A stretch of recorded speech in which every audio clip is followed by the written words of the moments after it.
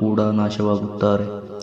ಶಕುನಿಯ ಮಾತು ಕೇಳಿ ಕೇವಲ ದುರ್ಯೋಧನನಷ್ಟೇ ನಾಶವಾಗಲಿಲ್ಲ, ಇಡೀ ಕೌರವ ಕುಲದ ಜೊತೆಗೆ ಶಕುನಿಯೂ ಕೂಡ ನಾಶವಾದ.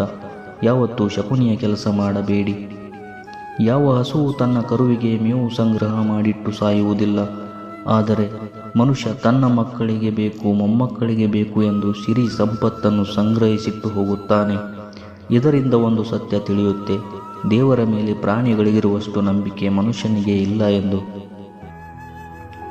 ಜೀವನ ಇರುವುದೇ 2 ದಿನ, ಒಂದು ನಿನ್ನ ಪರವಾದ ದಿನ, ಇನ್ನೊಂದು ನಿನ್ನ ವಿರುದ್ಧವಾದ ದಿನ. ಪರವಾದ ದಿನದಲ್ಲಿ ಅಹಂಕಾರ ತೋರಿಸಬೇಡ, ವಿರುದ್ಧವಾದ ದಿನದಲ್ಲಿ ತಾಳ್ಮೆ ಕಳೆದುಕೊಳ್ಳಬೇಡ. ಸಂಪತ್ತು, ವಸ್ತ್ರ, ನೆಂಟರು ಎಲ್ಲರೂ ಯಾವಾಗ ಬೇಕಾದರೂ ಕೈ ಬಿಡಬಹುದು, ಆದರೆ ಭಗವಂತ ಮಾತ್ರ ಯಾವ ರೂಪದಲ್ಲಾದರೂ ಕೈ ಹಿಡಿಯುತ್ತಾನೆ ಮತ್ತು ರಕ್ಷಿಸುತ್ತಾನೆ.